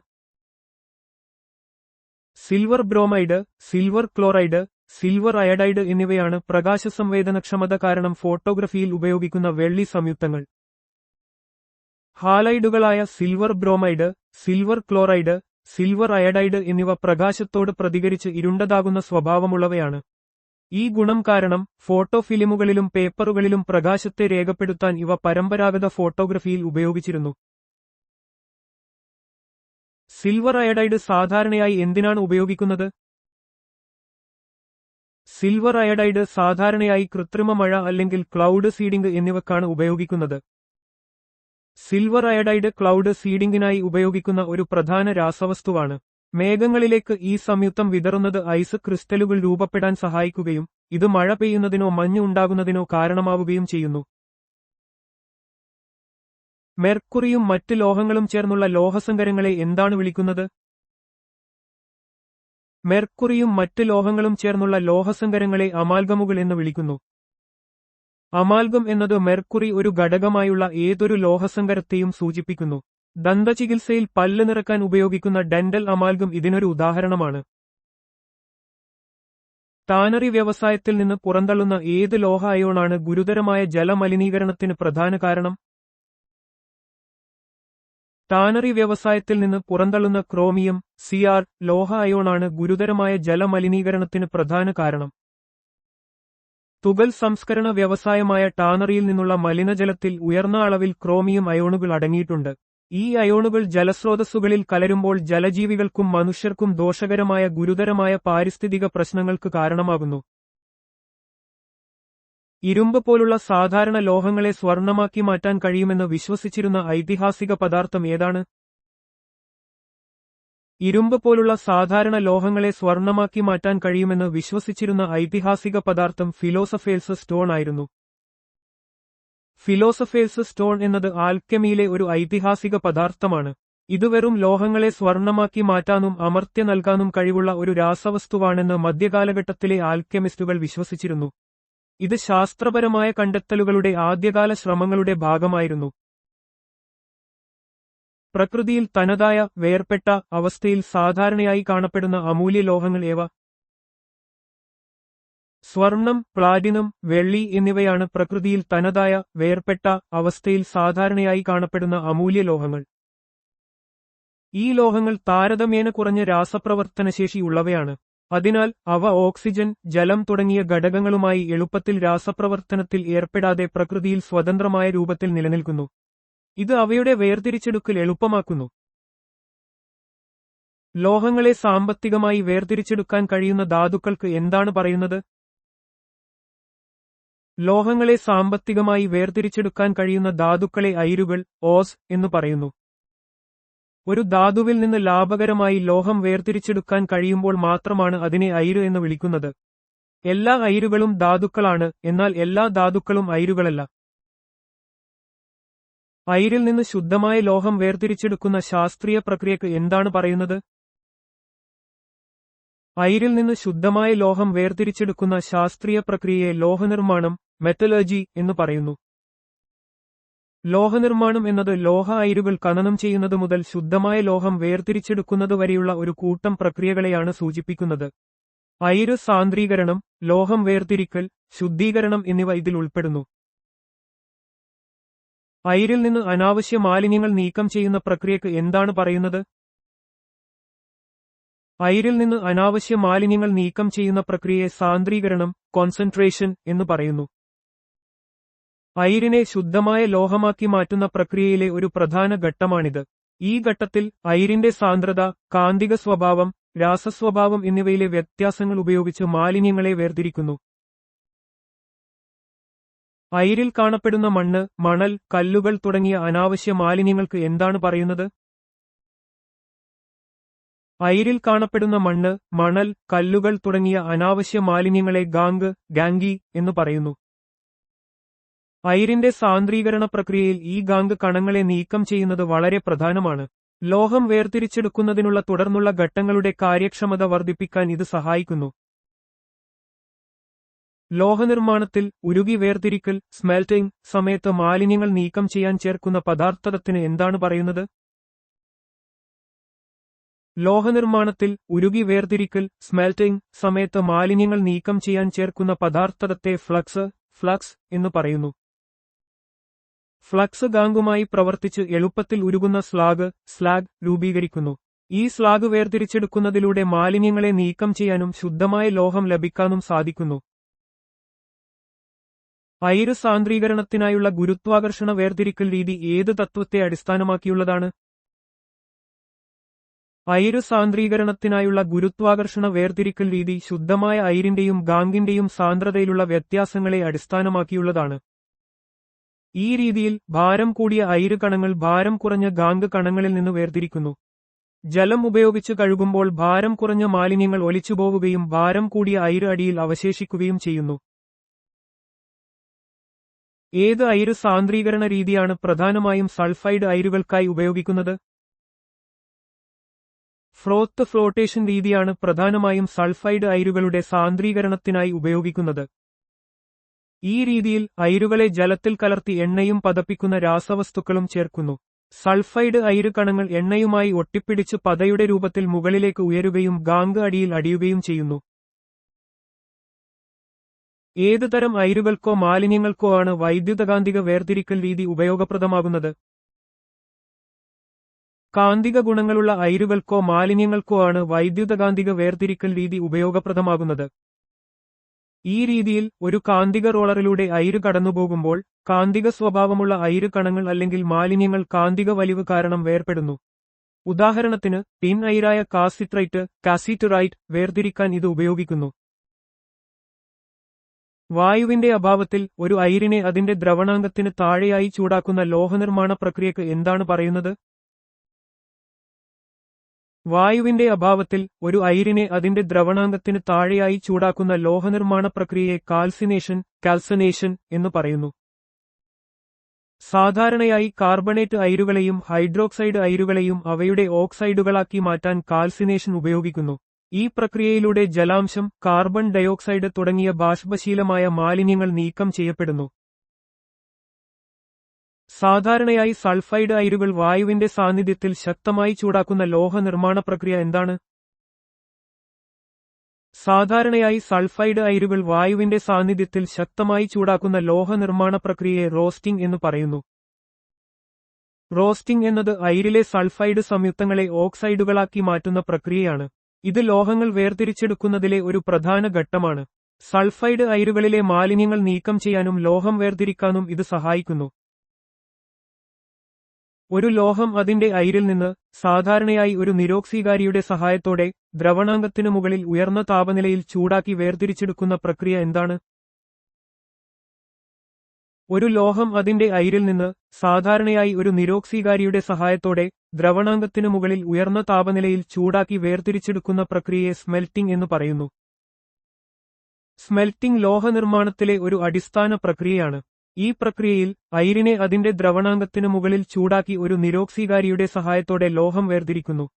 ഇരുമ്പ്, ചെമ്പ് തുടങ്ങിയ ലോഹങ്ങൾ വേർതിരിച്ചെടുക്കാൻ ഈ രീതി വ്യാപകമായി ഉപയോഗിക്കുന്നു. അയിരുകൾ സ്മെൽറ്റ് ചെയ്യുമ്പോൾ മാലിന്യങ്ങളും ഫ്ലക്സും അടങ്ങിയുണ്ടാകുന്ന അവശിഷ്ട വസ്തുവിനെ എന്താണ് വിളിക്കുന്നത്? അയിരുകൾ സ്മെൽറ്റ് ചെയ്യുമ്പോൾ മാലിന്യങ്ങളും ഫ്ലക്സും അടങ്ങിയുണ്ടാകുന്ന അവശിഷ്ട വസ്തുവിനെ സ്ലാഗ് എന്ന് വിളിക്കുന്നു. സ്ലാഗ് എന്നത് ലോഹനിർമ്മാണ പ്രക്രിയയിൽ രൂപപ്പെടുന്ന ഒരു ഉപോൽപ്പന്നമാണ്. അയിരുകളിലെ മാലിന്യങ്ങൾ ഫ്ലക്സുമായി ചേർന്ന് ഉരുകി വേർപിരിയുന്നതിലൂടെയാണ് ഇത് ഉണ്ടാകുന്നത്. ഇത് ലോഹത്തിൽ നിന്ന് മാലിന്യങ്ങൾ നീക്കം ചെയ്യാൻ സഹായിക്കുന്നു. ലോഹങ്ങൾ വേർതിരിച്ചെടുക്കാൻ അലുമിനിയം പൊടി ഒരു നിരോക്സീകാരിയായി ഉപയോഗിക്കുന്ന ലോഹനിർമ്മാണ പ്രക്രിയ ഏതാണ്? ലോഹങ്ങൾ വേർതിരിച്ചെടുക്കാൻ അലുമിനിയം പൊടി ഒരു നിരോക്സീകാരിയായി ഉപയോഗിക്കുന്ന ലോഹനിർമ്മാണ പ്രക്രിയയെ അലുമിനോതെർമിക് പ്രോസസ്സ് അല്ലെങ്കിൽ തെർമൈറ്റ് പ്രോസസ്സ് എന്ന് പറയുന്നു. അലുമിനോതെർമിക് പ്രോസസ്സ്, തെർമൈറ്റ് പ്രോസസ്സ് എന്നും അറിയപ്പെടുന്നു. ഇത് അലുമിനിയത്തിന്റെ ഉയർന്ന ക്രിയാശീലം പ്രയോജനപ്പെടുത്തി ലോഹ ഓക്സൈഡുകളെ നിരോക്സീകരിക്കാൻ ഉപയോഗിക്കുന്ന ഒരു രീതിയാണ്. ക്രോമിയം, മാംഗനീസ് പോലുള്ള ലോഹങ്ങൾ വേർതിരിച്ചെടുക്കാനും റെയിൽവേ ട്രാക്കുകൾ പോലുള്ള ലോഹഭാഗങ്ങൾ വെൽഡ് ചെയ്യാനും ഈ പ്രക്രിയ ഉപയോഗിക്കുന്നു. അസംസ്കൃതമോ ശുദ്ധമല്ലാത്തതോ ആയ അവസ്ഥകളിൽ നിന്ന് ശുദ്ധമായ ലോഹങ്ങൾ വേർതിരിച്ചെടുക്കാൻ ഉപയോഗിക്കുന്ന ചില രാസരീതികൾ ഏതൊക്കെയാണ്? അസംസ്കൃതമോ ശുദ്ധമല്ലാത്തതോ ആയ അവസ്ഥകളിൽ നിന്ന് ശുദ്ധമായ ലോഹങ്ങൾ വേർതിരിച്ചെടുക്കാൻ ഉപയോഗിക്കുന്ന ചില രാസരീതികളിൽ ഇലക്ട്രോലൈറ്റിക് വേർതിരിക്കൽ രീതിയും വാൻ ആർക്കൽ പ്രോസസ്സും ഉൾപ്പെടുന്നു. ലോഹ ശുദ്ധീകരണത്തിനായി പല രാസരീതികളും ഉപയോഗിക്കാറുണ്ട്. ഇലക്ട്രോലൈറ്റിക് ശുദ്ധീകരണം ചെമ്പ്, അലുമിനിയം തുടങ്ങിയ ലോഹങ്ങളെ ശുദ്ധീകരിക്കാൻ വ്യാപകമായി ഉപയോഗിക്കുന്നു. Van Arkell process titanium, zirconium പോലുള്ള അൾട്രാ പവർ ലോഹങ്ങളെ ശുദ്ധീകരിക്കാൻ സഹായകമാണ്. അലുമിനിയത്തെ അതിന്റെ അയിരിൽ നിന്ന് വേർതിരിച്ചെടുക്കാൻ സാധാരണയായി ഉപയോഗിക്കുന്ന പ്രക്രിയകൾ ഏതൊക്കെയാണ്? അലുമിനിയത്തെ അതിന്റെ അയിരിൽ നിന്ന് വേർതിരിച്ചെടുക്കാൻ സാധാരണയായി ഹാൾ, ബെയർ, സാർപെക് പ്രക്രിയകൾ ഉപയോഗിക്കുന്നു. അലുമിനിയം വ്യാവസായികമായി ഉൽപ്പാദിപ്പിക്കാൻ ഹാൾ ഹെറോൾട്ട് പ്രക്രിയയും ബെയർ പ്രക്രിയയും പ്രധാനമാണ്. ബെയർ പ്രക്രിയയിലൂടെ അലുമിനിയം അയിരായ ബോക്സൈറ്റിൽ നിന്ന് അലുമിന വേർതിരിക്കുന്നു. പിന്നീട് അലുമിനയെ ഹാൾ ഹെറോൾട്ട് പ്രക്രിയയിലൂടെ വൈദ്യുത വിശ്ലേഷണം വഴി അലുമിനിയമാക്കി മാറ്റുന്നു. ചെമ്പിന്റെ പ്രധാന അയിര് ഏതാണ്? ചെമ്പിന്റെ പ്രധാന അയിര് കോപ്പർ പൈറൈറ്റ്, ചാൽക്കോപൈറൈറ്റ് ആണ്. കോപ്പർ പൈറൈറ്റ്, കാഫെസ് 2 ചെമ്പിന്റെ ഏറ്റവും പ്രധാനപ്പെട്ട അയിരാണ്. ലോകത്ത് ഉത്പാദിപ്പിക്കുന്ന ചെമ്പിന്റെ ഭൂരിഭാഗവും ഈ അയിരിൽ നിന്നാണ് ലഭിക്കുന്നത്. ഭൂമിയുടെ പുറന്തോടിൽ ഇത് വ്യാപകമായി കാണപ്പെടുന്നു. സിങ്കിന്റെ പ്രധാന അയിരുകൾ ഏതൊക്കെയാണ്? സിങ്കിന്റെ പ്രധാന അയിരുകൾ സ്ഫാലറൈറ്റ്, സിങ്ക് ബ്ലെൻഡ് എന്നിവയാണ്. സ്ഫാലറൈറ്റ്, ZnS, സിങ്ക് ബ്ലെൻഡ് എന്നും അറിയപ്പെടുന്നു. ഇത് സിങ്കിന്റെ ഏറ്റവും പ്രധാനപ്പെട്ട അയിരാണ്. വ്യാവസായികമായി സിങ്ക് ഉൽപ്പാദിപ്പിക്കുന്നതിൽ ഈ അയിര് വലിയ പങ്ക് വഹിക്കുന്നു. ഇതിൽ സിങ്ക് സൾഫൈഡ് അടങ്ങിയിരിക്കുന്നു. ഇരുമ്പിന്റെ പ്രധാന അയിരുകൾ ഏതൊക്കെയാണ്? ഇരുമ്പിന്റെ പ്രധാന അയിരുകൾ മാഗ്നറ്റൈറ്റ്, ഹേമറ്റൈറ്റ് എന്നിവയാണ്. Magnetite open bracket Fe3O4, hematite open bracket Fe2O3 എന്നിവയാണ് ഇരുമ്പിന്റെ പ്രധാനപ്പെട്ട അയിരുകൾ. ഇരുമ്പ് വ്യാവസായികമായി ഉൽപ്പാദിപ്പിക്കാൻ ഈ അയിരുകൾ വ്യാപകമായി ഉപയോഗിക്കുന്നു. ഉയർന്ന ഇരുമ്പ് അംശം ഈ അയിരുകളെ പ്രാധാന്യമുള്ളതാക്കുന്നു. അലുമിനിയത്തിന്റെ പ്രാഥമിക അയിരുകൾ ഏതൊക്കെയാണ്? ക്രയോലൈറ്റ്, കൊറണ്ടം, ഡയസ്പോർ എന്നിവ അലുമിനിയത്തിന്റെ പ്രാഥമിക അയിരുകളാണ്. അലുമിനിയത്തിന്റെ ഏറ്റവും പ്രധാനപ്പെട്ട അയിര് ബോക്സൈറ്റ് ആണ്. ബോക്സൈറ്റ് കൂടാതെ cryolite, Na3 corundum open bracket Al2O3, ഡയസ്പോർ എന്നിവയും അലുമിനിയത്തിന്റെ അയിരുകളാണ്. ക്രയോലൈറ്റ് ഹാൾ ഹെറോൾട്ട് പ്രക്രിയയിൽ ഫ്ലക്സായി ഉപയോഗിക്കുന്നു. മെർക്കുറിയുടെ Hg പ്രധാന അയിര് ഏതാണ്? സിന്നബാർ ആണ് മെർക്കുറിയുടെ Hg പ്രധാന അയിര്. മെർക്കുറി രസം, ദ്രാവക രൂപത്തിലുള്ള ഒരു ലോഹമാണ്. സിന്നബാർ, മെർക്കുറിക് സൾഫൈഡ് ഒരു പ്രധാന മെർക്കുറി അയിരാണ്. ഇത് തെർമോമീറ്ററുകൾ, ബാരോമീറ്ററുകൾ തുടങ്ങിയ ഉപകരണങ്ങളിലും ചില വ്യാവസായിക പ്രക്രിയകളിലും ഉപയോഗിക്കുന്നു. ടിന്നിന്റെ Sn പ്രാഥമിക അയിര് ഏതാണ്? കാസ്സിറ്ററൈറ്റ് ആണ് ടിന്നിന്റെ Sn പ്രാഥമിക അയിര്. ടിൻ, വെളുത്തീയം ഒരു ലോഹമാണ്. കാസ്സിറ്ററൈറ്റ്, ടിൻ ഡൈ ഓക്സൈഡ് അതിന്റെ പ്രധാന അയിരാണ്. ടിൻ പ്ലേറ്റിംഗ്, സോൾഡറിംഗ്, വിവിധ അലോയികൾ എന്നിവയിൽ ടിൻ വ്യാപകമായി ഉപയോഗിക്കുന്നു. യുറേനിയത്തിന്റെ പ്രധാന അയിരുകൾ ഏവയാണ്? പിച്ച് ബ്ലെൻഡ്, യുറാനൈറ്റ്, കാർനോട്ടൈറ്റ് എന്നിവയാണ് യുറേനിയത്തിന്റെ പ്രധാന അയിരുകൾ. യുറേനിയം ഒരു റേഡിയോ ആക്റ്റീവ് ലോഹമാണ്. ഇത് ആണവോർജ്ജ നിലയങ്ങളിൽ ഇന്ധനമായി ഉപയോഗിക്കുന്നു. പിച്ച്ബ്ലെൻഡും ഉറാനൈനൈറ്റ്, കാർനോട്ടൈറ്റുമാണ് യുറേനിയത്തിന്റെ പ്രധാന അയിരുകൾ. ലെഡിന്റെ Pb പ്രധാന അയിര് ഏതാണ്? ഗലീന ആണ് ലെഡിന്റെ Pb പ്രധാന അയിര്. ലെഡ്, ഈയം ഒരു മൃദുലമായ ലോഹമാണ്. ഗലീന, ലെഡ് സൾഫൈഡ് അതിന്റെ പ്രധാന അയിരാണ്. ലെഡ് ആസിഡ് ബാറ്ററികൾ, റേഡിയേഷൻ ഷീൽഡിംഗ് എന്നിവയിൽ ലെഡ് ഉപയോഗിക്കുന്നു. എന്നിരുന്നാലും അതിന്റെ വിഷാംശം കാരണം ഉപയോഗം കുറഞ്ഞുവരികയാണ്. പിച്ചളയുടെ പ്രധാന ഘടന എന്താണ്? പിച്ചള പ്രധാനമായും ചെമ്പ് 70%, സിങ്ക് 30% എന്നിവ ചേർന്ന ഒരു ലോഹസങ്കരമാണ്. പിച്ചള എന്നത് ചെമ്പിന്റെയും സിങ്കിന്റെയും ഒരു ലോഹസങ്കരമാണ്. ഇതിന് നല്ല വഴക്കവും ഉയർന്ന നാശന പ്രതിരോധവുമുണ്ട്. സംഗീതോപകരണങ്ങൾ, അലങ്കാര വസ്തുക്കൾ, പ്ലംബിംഗ് ഫിറ്റിംഗുകൾ എന്നിവ നിർമ്മിക്കാൻ ഇത് ഉപയോഗിക്കുന്നു. ഗൺമെറ്റലിന്റെ പ്രധാന ഘടകങ്ങൾ എന്തൊക്കെയാണ്?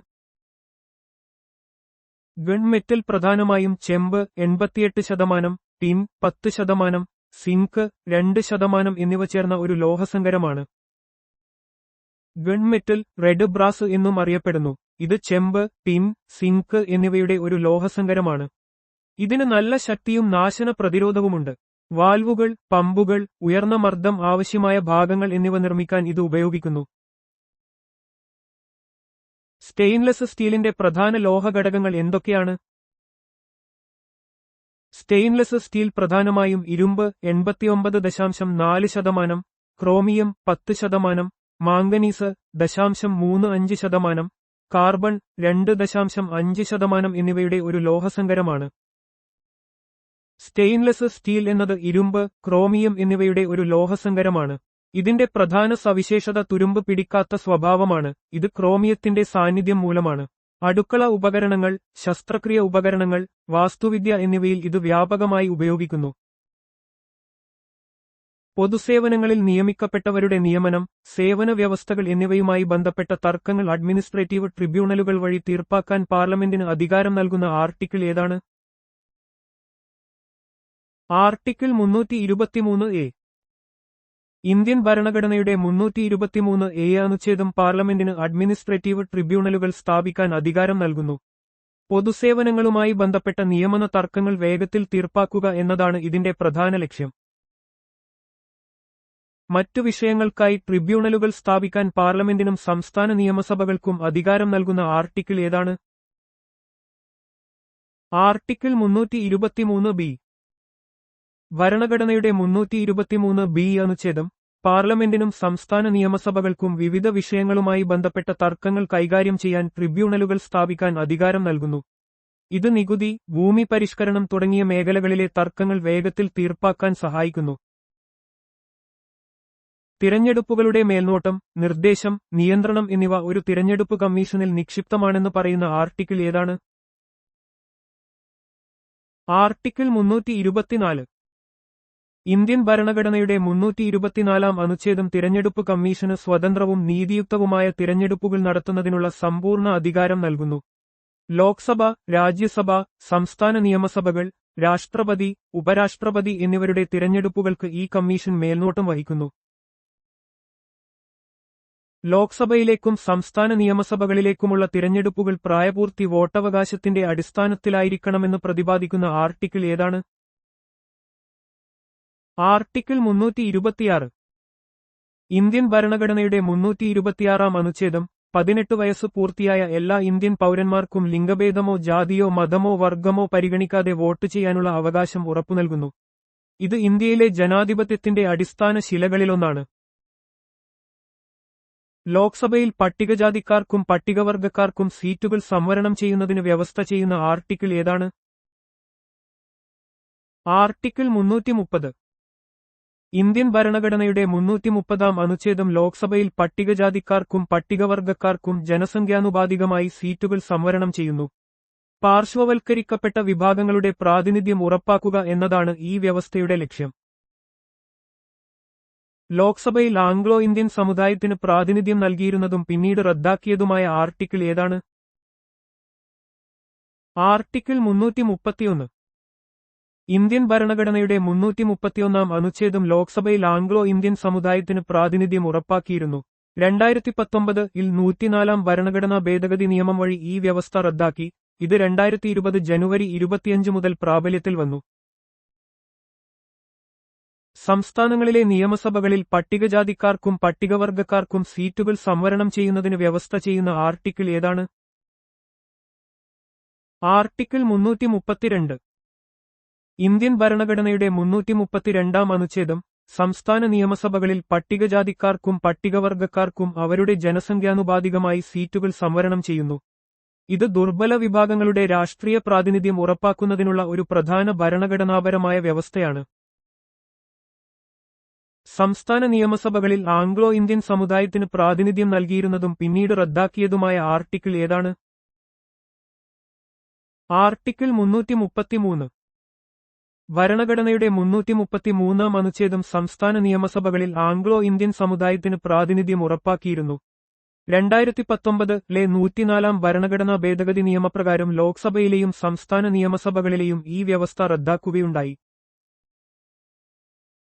മീനാക്ഷി അമ്മൻ ക്ഷേത്രം എവിടെയാണ് സ്ഥിതി ചെയ്യുന്നത്? മധുര, തമിഴ്നാട്. തമിഴ്നാട്ടിലെ മധുര നഗരത്തിൽ വൈഗ നദിയുടെ തെക്കേ കരയിലാണ് മീനാക്ഷി സുന്ദരേശ്വര ക്ഷേത്രം സ്ഥിതി ചെയ്യുന്നത്.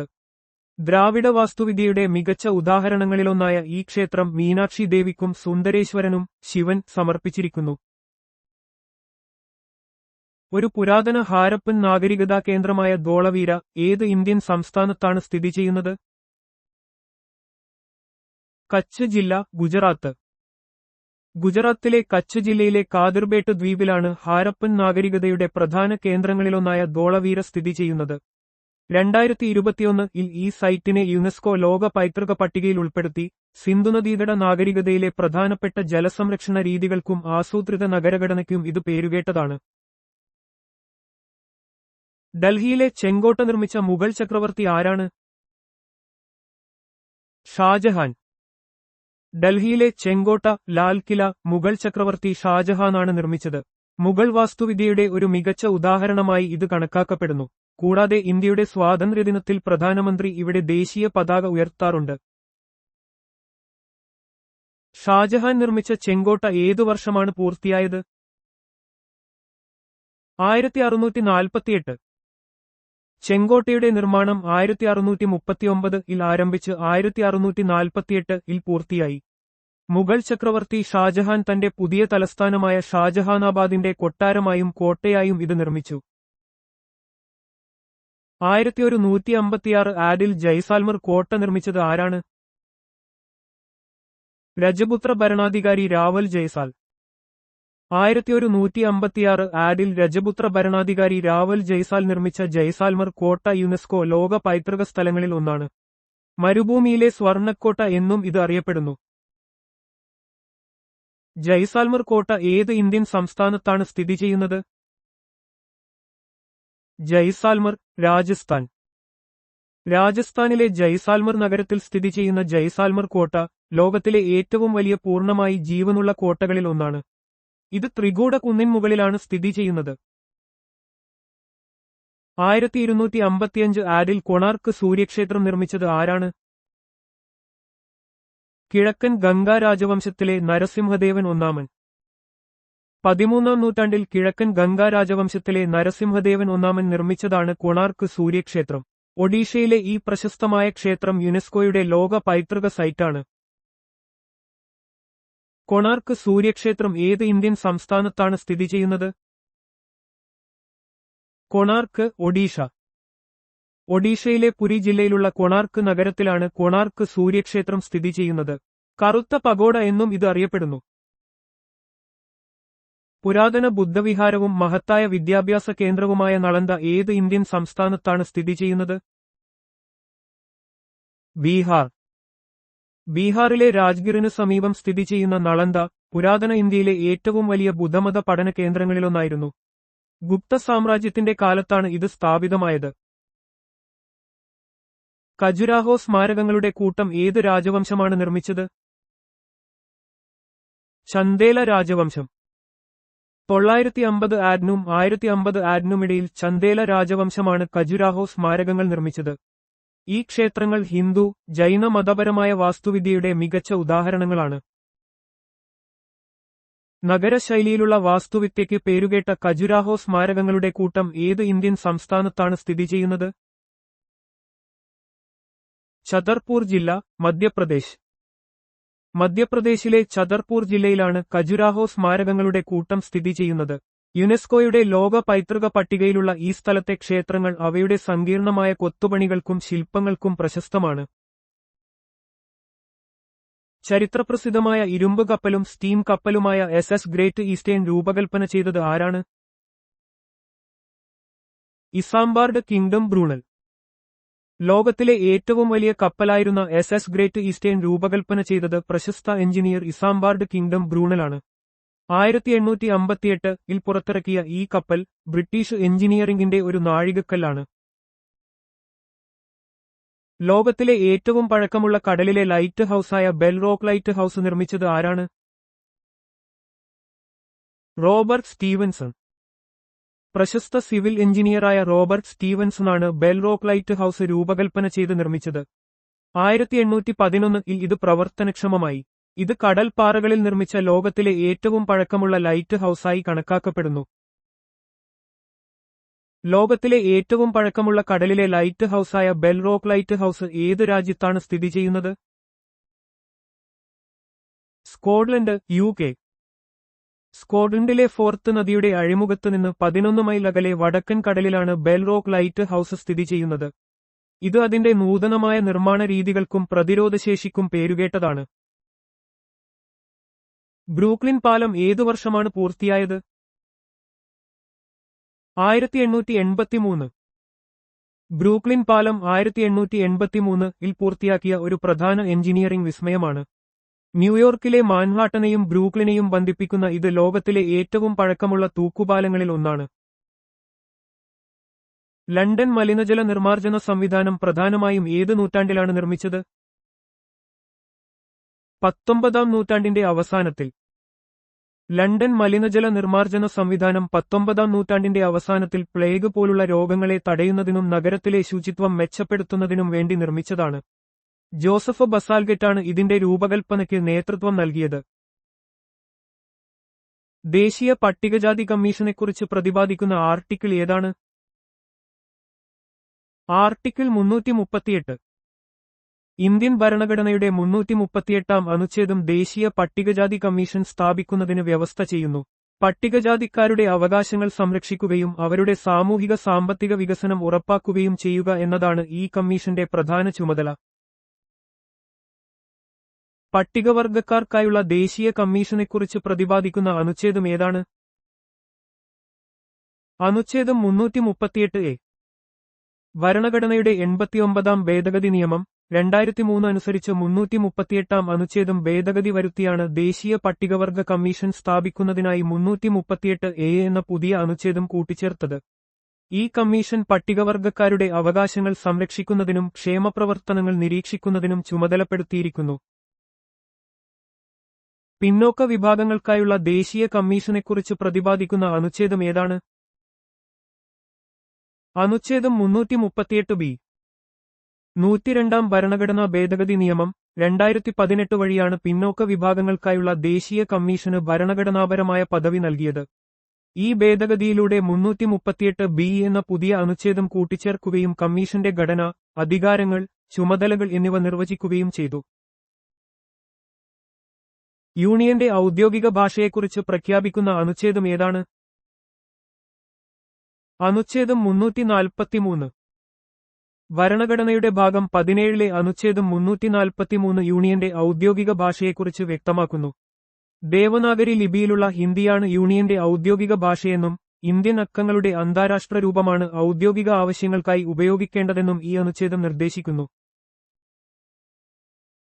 ഔദ്യോഗിക ഭാഷയുമായി ബന്ധപ്പെട്ട് ഒരു കമ്മീഷനും പാർലമെന്റിന്റെ ഒരു കമ്മിറ്റിക്കും വ്യവസ്ഥ ചെയ്യുന്ന അനുച്ഛേദം ഏതാണ്? അനുച്ഛേദം 344. അനുച്ഛേദം 344 രാഷ്ട്രപതിക്ക് ഔദ്യോഗിക ഭാഷയെ സംബന്ധിച്ച് ഒരു കമ്മീഷനെ നിയമിക്കാനുള്ള അധികാരം നൽകുന്നു. യൂണിയന്റെ ഔദ്യോഗിക ആവശ്യങ്ങൾക്കായി ഹിന്ദി ഭാഷയുടെ ഉപയോഗം വർദ്ധിപ്പിക്കുന്നതിനുള്ള ശുപാർശകൾ നൽകുക എന്നതാണ് ഈ കമ്മീഷന്റെ പ്രധാന ലക്ഷ്യം. കമ്മീഷന്റെ ശുപാർശകൾ പരിശോധിക്കാൻ പാർലമെന്റിന്റെ ഒരു സംയുക്ത കമ്മിറ്റിയും രൂപീകരിക്കുന്നു. വിദ്യാഭ്യാസത്തിന്റെ പ്രാഥമിക ഘട്ടത്തിൽ മാതൃഭാഷയിൽ പഠിക്കാനുള്ള സൗകര്യങ്ങൾ ഒരുക്കുന്നതിനെക്കുറിച്ച് വ്യവസ്ഥ ചെയ്യുന്ന അനുച്ഛേദം ഏതാണ്? അനുച്ഛേദം 350A.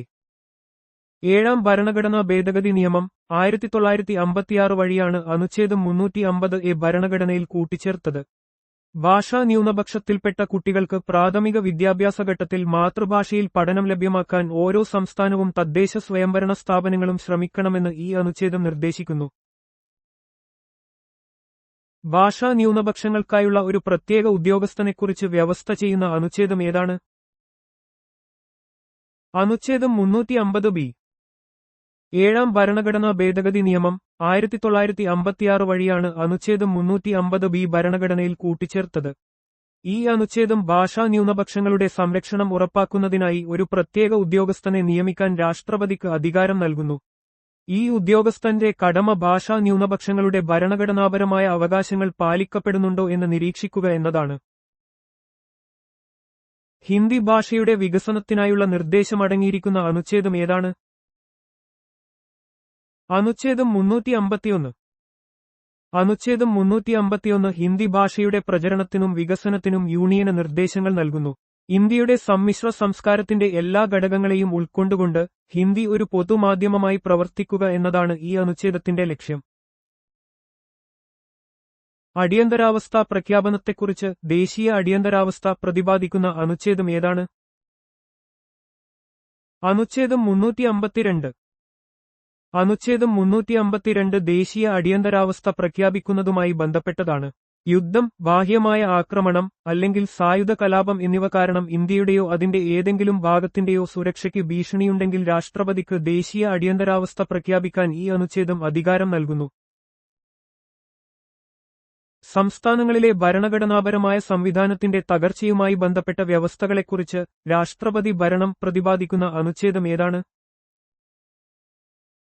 അനുച്ഛേദം 356.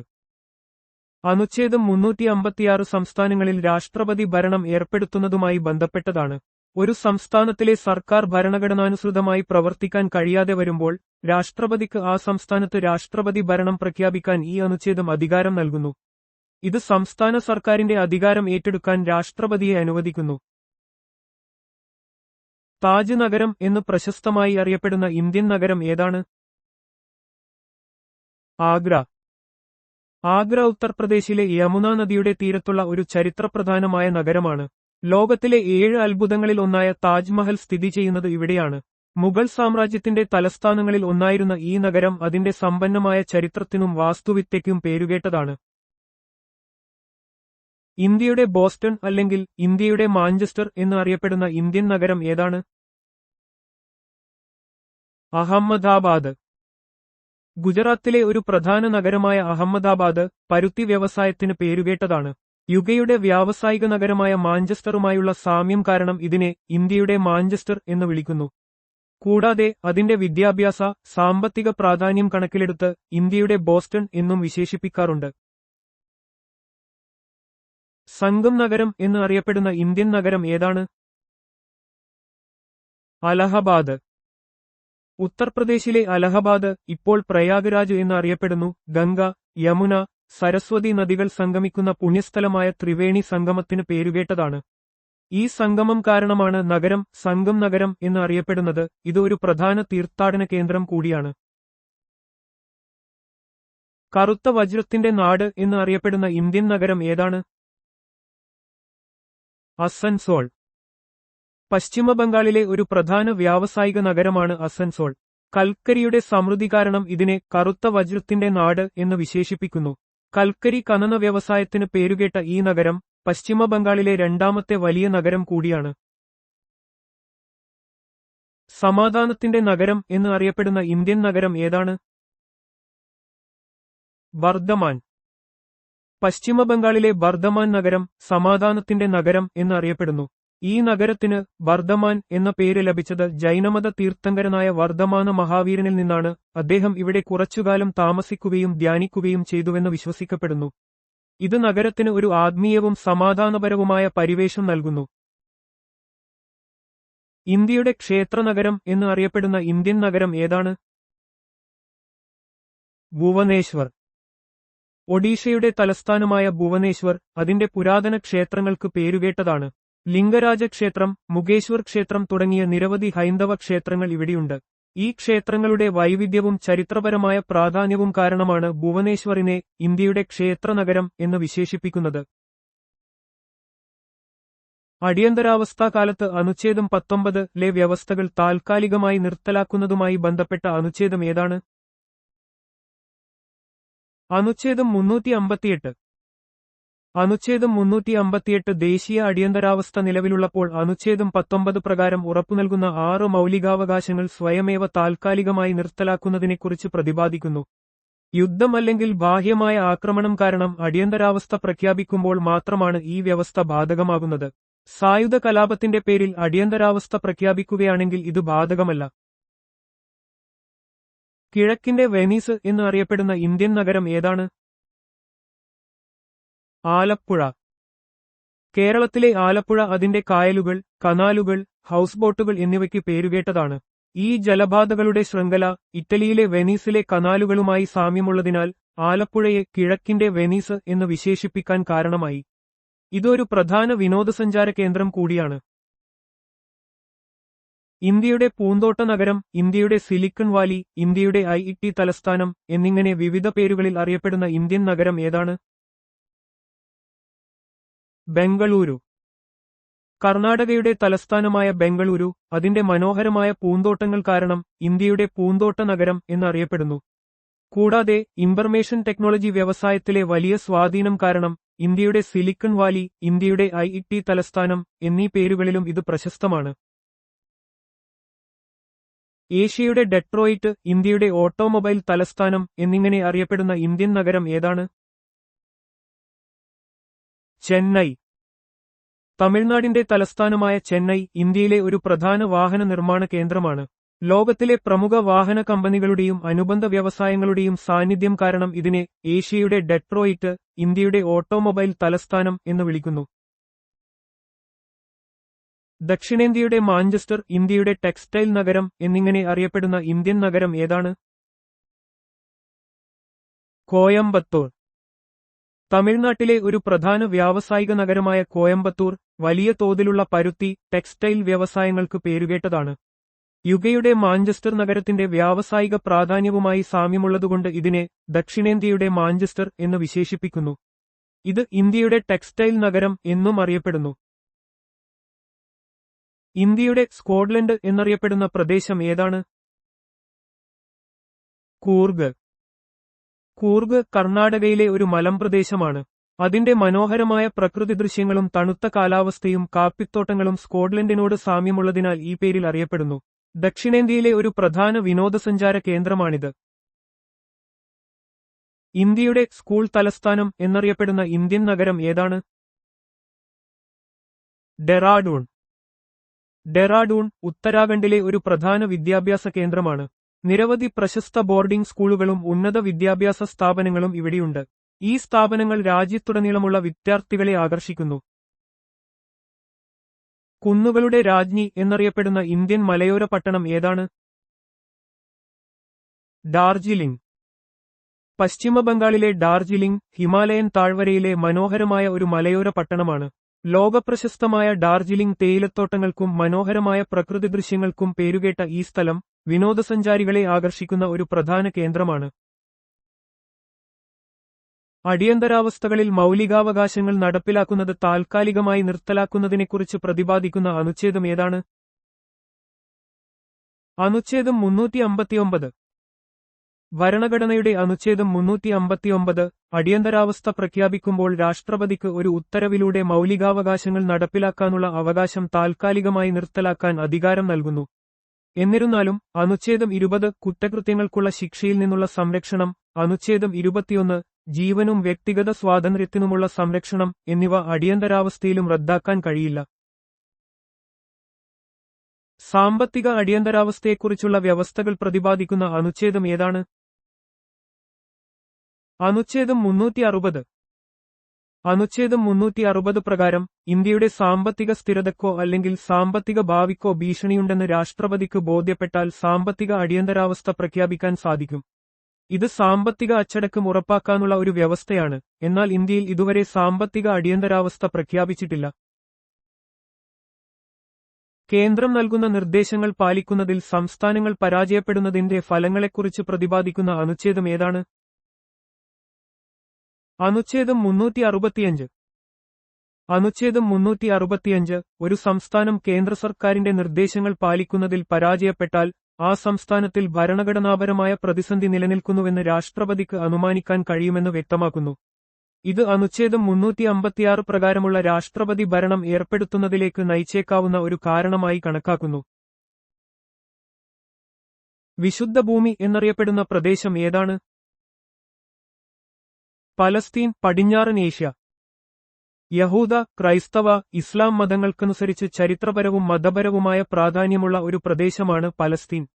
ഈ മൂന്ന് മതങ്ങളുടെയും പുണ്യസ്ഥലങ്ങൾ ഇവിടെ സ്ഥിതി ചെയ്യുന്നതിനാൽ ഇതിനെ വിശുദ്ധ ഭൂമി എന്ന് വിശേഷിപ്പിക്കുന്നു. ജെറുസലേം ഈ പ്രദേശത്തെ ഒരു പ്രധാന നഗരമാണ്. ഹെർമിറ്റ് കിങ്ഡം എന്നറിയപ്പെടുന്ന രാജ്യം ഏതാണ്? കൊറിയ, കിഴക്കൻ ഏഷ്യ. 19-ാം നൂറ്റാണ്ടിൽ കൊറിയൻ സാമ്രാജ്യം ബാഹ്യലോകവുമായുള്ള എല്ലാ ബന്ധങ്ങളും വിച്ഛേദിച്ച് ഒറ്റപ്പെട്ട നയങ്ങൾ സ്വീകരിച്ചിരുന്നു. ഈ കാലഘട്ടത്തിലാണ് കൊറിയയെ ഹെർമിറ്റ് കിങ്ഡം എന്ന് വിശേഷിപ്പിക്കാൻ തുടങ്ങിയത്. ആധുനിക കാലത്തും ഉത്തര കൊറിയയുടെ ഒറ്റപ്പെട്ട നയങ്ങൾ കാരണം ഈ വിശേഷണം പ്രസക്തമാണ്. ഗ്രാംപൂവിന്റെ ദ്വീപ് എന്നറിയപ്പെടുന്ന ദ്വീപ് രാഷ്ട്രം ഏതാണ്? മഡഗാസ്കർ, ഇന്ത്യൻ മഹാസമുദ്രം. മഡഗാസ്കർ ഗ്രാംപൂവിന്റെ ലോകത്തിലെ പ്രധാന ഉത്പാദകരിൽ ഒന്നാണ്. അതിനാൽ മഡഗാസ്കറിനെ ഗ്രാംപൂവിന്റെ ദ്വീപ് എന്ന് വിശേഷിപ്പിക്കാറുണ്ട്. സുഗന്ധവ്യഞ്ജന വ്യാപാരത്തിൽ മഡഗാസ്കറിന് വലിയ പങ്കുണ്ട്. പരുന്തുകളുടെ നാട് എന്ന് വിശേഷിപ്പിക്കപ്പെടുന്ന രാജ്യം ഏതാണ്? അൽബേനിയ, കിഴക്കൻ യൂറോപ്പ്. അൽബേനിയയുടെ ദേശീയ പതാകയിൽ ഇരട്ടത്തലയുള്ള ഒരു പരുന്തിന്റെ ചിത്രം ഉള്ളതുകൊണ്ടാണ് ഇതിനെ പരുന്തുകളുടെ നാട് എന്ന് വിളിക്കുന്നത്. ഷിക്കിപ്താർ, സ്കീപ്തർ എന്ന് സ്വയം വിശേഷിപ്പിക്കുന്ന അൽബേനിയക്കാർക്ക് പരുന്തിന്റെ മക്കൾ എന്ന അർത്ഥവുമുണ്ട്. സുവർണരോമങ്ങളുടെ നാട് എന്നറിയപ്പെടുന്ന രാജ്യം ഏതാണ്? ഓസ്ട്രേലിയ. ഓസ്ട്രേലിയ ലോകത്തിലെ ഏറ്റവും വലിയ കമ്പിളി ഉത്പാദകരിൽ ഒന്നാണ്. പ്രത്യേകിച്ച് മെറിനോ കമ്പിളിക്ക് പേരുകേട്ടതാണ്. ഈ സമ്പന്നമായ കമ്പിളി വ്യവസായത്തെയും അതിന്റെ സാമ്പത്തിക പ്രാധാന്യത്തെയും സൂചിപ്പിച്ചാണ് ഓസ്ട്രേലിയയെ സുവർണരോമങ്ങളുടെ നാട് എന്ന് വിശേഷിപ്പിക്കുന്നത്. പുരാതന ഗ്രീക്ക് ഇതിഹാസത്തിലെ ഗോൾഡൻ ഫ്ലീസ് എന്ന സങ്കല്പത്തിൽ നിന്നാണ് ഈ പേര് ഉരുത്തിരിഞ്ഞത്. ചിലപ്പോൾ ലില്ലികളുടെ നാട് എന്നറിയപ്പെടുന്ന രാജ്യം ഏതാണ്? കാനഡ, വടക്കേ അമേരിക്ക.